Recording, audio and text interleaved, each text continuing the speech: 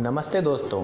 तो ये वीडियो होने वाला है, जैसा कि आप सबने टाइटल में देखा ही है, न्यू एजुकेशन पॉलिसी 2020 का एक डिटेल्ड एनालिसिस होने वाला है और हम पता करेंगे कि इस पॉलिसी की क्या वो चीज़ें हैं जो इसे काफ़ी ज़्यादा रेवोल्यूशनरी बनाती है आज के लिए।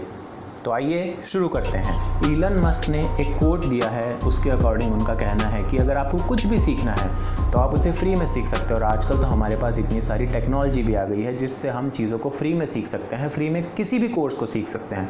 यहाँ तक तो इलन मस्क खुद रॉकेट साइंस सीख गए फ्री में, बिना कहीं गए हुए, सिर्फ लोगों से बात करके और बुक्स पढ़ के। तो आप भी कुछ भी सीख सकते हैं। फिर हम क्यों कॉलेज स्कूल वगैरह जाते हैं, वहाँ की फ़ीस खर्च करते हैं, ताकि हम सोशली इंटरेक्ट हो सके और हम अपनी इमोशनल इंटेलिजेंस, सोशल कॉग्निशन को एक तरह से इफेक्टिव कर सकें। तो आइए चलते हैं थोड़ी सी हिस्ट्री में और पता करते हैं कि वाकई में कैसे इंडियन एजुकेशन सिस्टम एक्ट को पहली बार फॉर्मली लागू किया गया था पूरे इंडिया में। वाकई में से पूरे इंडिया में नहीं, कह सकते हैं ब्रिटिश इंडिया में लागू किया था ब्रिटिशर्स के द्वारा। 1835 में इंग्लिश एजुकेशन एक्ट को इंट्रोड्यूस किया था बेलिंगटन मैकेले ने। अब इस एक्ट का मेन मोटिव क्या था? मेन मोटिव था कहीं ना कहीं रिवॉल्ट को सप्रेस करना और ये इंश्योर करना कि रिवॉल्ट्स ना हो सके गवर्नमेंट के अगेंस्ट। अब वो कैसे होगा? वो ऐसे होगा कि लोगों को इंग्लिश की एजुकेशन दो, एक सिस्टम ऑफ हायरार्की को एस्टेब्लिश किया जाए रेस के बेसिस पे, जिससे कि इंश्योर किया जा सके कि रिवॉल्ट ना हो पाए। अब वो कैसे हुआ? तो इस पर लॉर्ड मैकेले ने एक बहुत ही इंटरेस्टिंग बात कही थी काउंसिल में, एक मेमोरेंडम के अंदर, जिसमें उन्होंने ये बात कही कि हमें ऐसे लोग प्रोड्यूस करने हैं जो दिखने में और कलर से तो भारतीय हों, लेकिन उनकी सोच, उनके टेस्ट और वो जैसी चीज़ें पसंद करते हैं वो ब्रिटिशर हो। सोचने में लगता है कि हमारे देश का पहला एजुकेशन सिस्टम एक ऐसे व्यक्ति ने जो ऐसी सोच रखता था इस देश के बारे में। लेकिन इसमें फ्यूचर में इसमें कई चेंजेस हुए, बट वाकई में आज पहली बार ऐसा हो रहा है कि इस सिस्टम को पूरी तरह से हटा दिया जा रहा है। और इसे मैं आगे समझाऊंगा कि किस तरह से गवर्नमेंट ने बहुत ही ज़्यादा रेवोल्यूशनरी स्टेप लिया है इस चीज़ को ख़त्म करने में। स्क्रीन पर आपको दो लोगों की फोटोज दिख रही होगी, एक का नाम है एडमंड कैम्पर, दूसरे का नाम है टेड बंडी। अब वाकई में इन दोनों में क्या चीज़ें कॉमन थी? काफ़ी सारी चीज़ें कॉमन थी। ये दोनों किलर्स थे, कंपल्सिव किलर्स थे, काफ़ी सारे मर्डर किए थे इन दोनों ने, अलग अलग किए थे, साथ में नहीं किए थे। बट हाँ, एक चीज़ है जो इन दोनों को सिमिलर बनाती है और वो है इनका IQ। एडमंड कैम्पर का IQ था 145 का और टेड बंडी का IQ था 135 का। और आपको शायद ये जान के हैरानी होगी कि टेड बंडी ने फ्लोरिडा के कोर्ट में खुद अपना केस लड़ा था, जिसमें बाद में वो हार गया था, कन्विक्शन हुई थी, उसको डेथ पेनल्टी मिली थी। बट टेड बंडी ने खुद ये बोला था कि उसने मर्डर किया, अदरवाइज उसे प्रूव भी नहीं कर पा रहे थे लोग कि वाकई में उसने मर्डर किए हैं या नहीं किए। सेम केस एडमंड कैम्पर के साथ था। वाकई में क्या हाई IQ का होना हमारी मॉरल और एथिक्स को एक्सप्लेन करता है? अगर ऐसा होता तो आज तक इंडिया में करप्शन ही ना होता।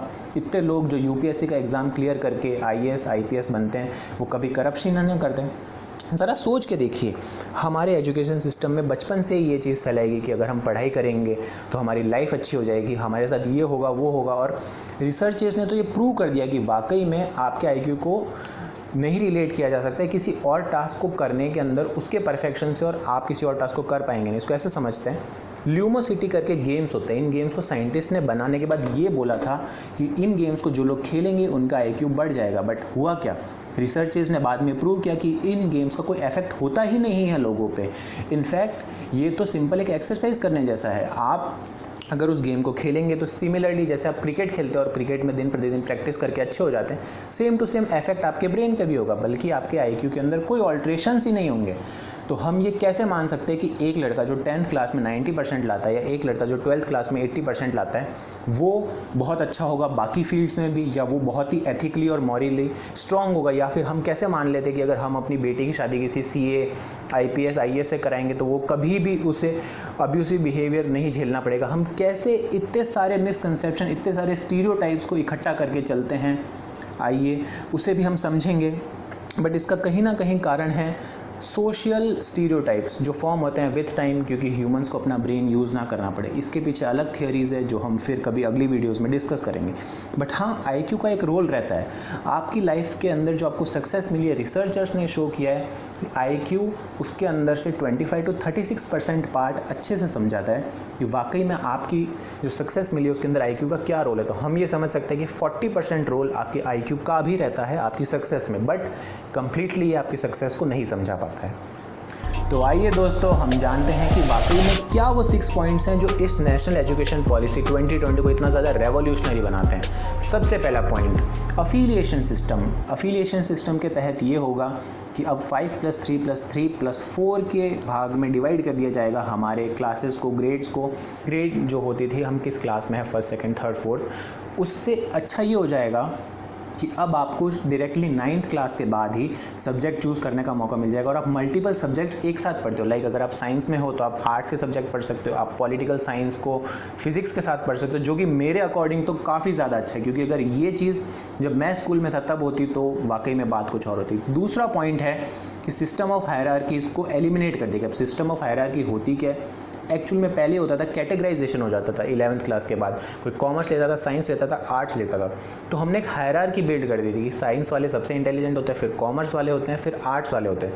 बट अब क्योंकि वो सिस्टम ही ख़त्म हो गया है तो अब वो सिस्टम ऑफ हायरार्की एलिमिनेट हो चुका है, तो ये बहुत अच्छी चीज़ है। तीसरा पॉइंट है जो करिकुलम है उसको 21st सेंचुरी के हिसाब से डिज़ाइन किया गया, जो कि मेरे हिसाब से तो काफ़ी ज़्यादा रेवोल्यूशनरी है, क्योंकि लॉर्ड मैकेले और जो एजुकेशन सिस्टम आया था वाकई में उसने तो धज्जियां उड़ा के रख दी थी इस देश की, और इस देश के वाकई में अनएम्प्लॉयबिलिटी, आपने देखा होगा एम्प्लॉयबिलिटी कितना बड़ा इशू है। 85% इंजीनियर्स एम्प्लॉयबल ही नहीं है, ये तो डेटा बता रहा है। चौथा, और वो भी काफ़ी अच्छा पॉइंट है, वोकेशनल ट्रेनिंग को 6th क्लास से इंट्रोड्यूस कर दिया जाएगा हमारी स्कूल्स में, जो कि बहुत ज़्यादा अच्छा है। इससे होगा ये कि आपकी एम्प्लॉयबिलिटी बढ़ जाएगी। एम्प्लॉयबिलिटी बढ़ेगी तो क्या होगा, तो आप रोज़गार पाने के लिए कहीं ना कहीं सक्षम हो जाएंगे। आप एम्प्लॉयमेंट खुद से ढूंढ सकते हैं, आपको किसी की ज़रूरत नहीं पड़ेगी। अदरवाइज़ पहले आपको 12th क्लास पास करनी है, उसके बाद आप एजुकेशन जाएंगे, डिग्री लेंगे, डिग्री के बाद भी कोई फिक्स नहीं है कि आपको जॉब मिलेगी ही या नहीं मिलेगी। पांचवा पॉइंट है, एनटीए ने कॉमन एंट्रेंस टेस्ट कर दिया है हायर एजुकेशन इंस्टीट्यूट्स के लिए, जो कि बहुत अच्छा है। बिकॉज हम देखेंगे एमबीए देने के लिए आपको तरह तरह के टेस्ट होते हैं, कैट, मैट वगैरह वगैरह, जो आपको देने पड़ते हैं। उसके बाद आपका किसी कॉलेज में एडमिशन होता है। सिस्टम बहुत ज़्यादा कॉम्प्लेक्स था, जिससे बहुत ज़्यादा सिंप्लीफाई कर दिया गया। कहीं ना कहीं प्रैक्टिकल सॉल्यूशन है, बहुत ज़्यादा प्रैक्टिकल सॉल्यूशन है। और छठा पॉइंट जो सबसे इंपॉर्टेंट है मेरे अकॉर्डिंग, तो जो सबसे इंपॉर्टेंट है और जिसने इंग्लिश एजुकेशन एक्ट ने जो धज्जियां उड़ाई थी हमारी कल्चर की, उसे फिर से वाकई में ठीक करा गया है। और इस एक्ट के अंदर ये है कि 5th क्लास तक के बच्चों को उनकी मदर टंग में, उनकी रीजनल लैंग्वेज में पढ़ाया जाएगा। अब इसका फ़ायदा क्या होगा? इसके बहुत सारे फ़ायदे हैं जिसे मैं आगे समझाऊंगा, बट वाकई में जो 6 पॉइंट्स है, जो 6 मेन पॉइंट्स हैं मेरे अकॉर्डिंग, इनका जो इम्पैक्ट रहेगा वो आने वाली कई जनरेशन तक दिखेगा। और वाकई में इंडिया 2050 में सुपर पावर बनने की बात तो कर रहा था, बट इसका एजुकेशन सिस्टम जिस तरह से काम कर रहा था, मुझे भी नहीं लग रहा था कि इंडिया 2050 तक सुपर पावर बनेगा। बट इस सिस्टम के बाद कहीं ना कहीं लगता है कि इंडिया 2050 तक सुपर पावर बनेगा।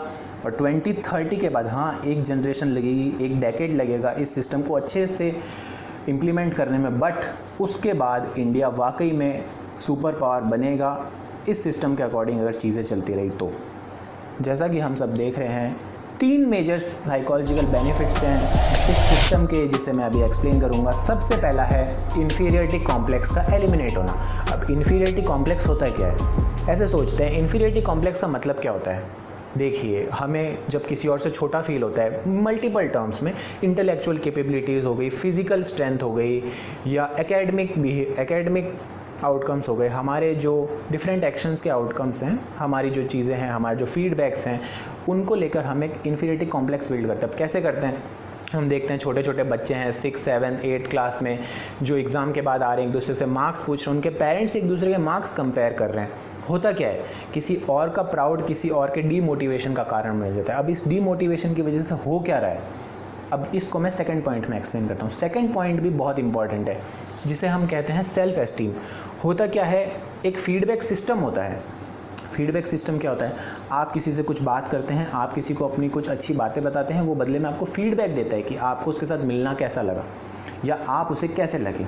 होता क्या है, इसके बेसिस पे आपका एक सेल्फ एस्टीम बिल्ड होता है। आप खुद को एस्टीमेट करते हो सोसाइटी के अंदर कि आप कैसे हैं, कैसे नहीं हैं। होगा क्या, जब आपको लगातार नेगेटिव फीडबैक मिल रहा है, लोग आपको आके मोरॉन कह रहे हैं, आपके टीचर्स आपको गधा कह रहे हैं आपका कोई यूज़ नहीं है, आपकी लाइफ बर्बाद है, आप कुछ नहीं कर सकते, ये वो होता क्या है, सेल्फ एस्टीम बहुत ज़्यादा टूट जाता है। सेल्फ एस्टीम टूटने की वजह से सबसे पहली चीज़ जो होती है उसे कहते हैं बुलिंग। बुलिंग एक बहुत ही कॉमन फिनोमेना है हमारे इस सिस्टम में, पूरे वर्ल्ड के सिस्टम में ही है कहीं ना कहीं, बट इंडिया में आप देखते होंगे रेस के बेसिस पे लोगों को बुली किया जाता है, कास्ट के बेसिस पे होता है, कलर के बेसिस पे होता है, और तो और फिजिकल स्ट्रेंथ के बेसिस पे कुछ ज़्यादा ही होता है।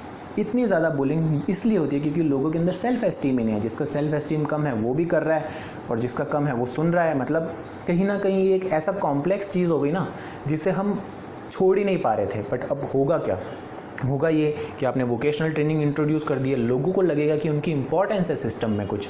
जब उन्हें लगेगा ना कि उनकी इंपॉर्टेंस है तो वो सिस्टम को रेस्पेक्ट करना शुरू करेंगे। वो उनके अंदर एक म्यूचुअल रेस्पेक्ट आएगा एक दूसरे के लिए, जिस वजह से वो लोग एक दूसरे को बुली करना बंद करेंगे। तो मैं तो ये मानता हूँ कि कई जो ये 6 पॉइंट्स हैं ये वाकई में रेवोल्यूशनराइज कर देंगे हमारे आने वाली जनरेशन्स को। थर्ड पॉइंट जो वाकई में और भी ज़्यादा इंपॉर्टेंट है वो ये है इंडिविजुअल अटेंशन का होना। इंडिविजुअल अटेंशन क्या है? एक इंडिविजुअल आइडेंटिटी क्रिएट होगी पर्सन में खुद में, जब उसको वोकेशनल ट्रेनिंग के थ्रू उसको उसकी रीजनल लैंग्वेज में जब उसको पढ़ाया जाएगा। होगा क्या? लोगों के अंदर एक सेल्फ कॉन्फिडेंस बिल्ड होगा।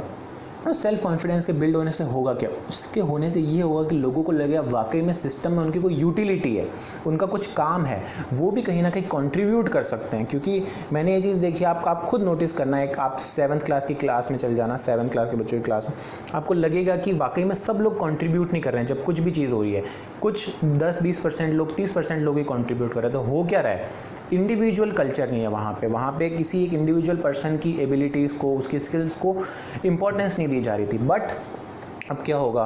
हमने एफिलिएशन सिस्टम ला दिया है।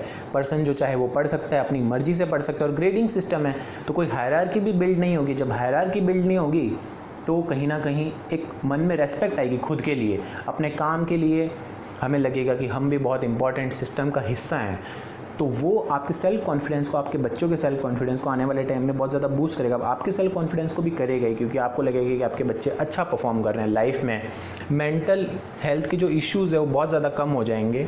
मेरे अकॉर्डिंग तो काफ़ी कम हो जाएंगे, क्योंकि आने वाले टाइम हम देख रहे हैं कि किस तरह से टेक्नोलॉजी डेवलप हो रही है, सोशल मीडिया का कितना इन्फ्लुएंस हो रहा है लोगों के ऊपर, बच्चों के ऊपर।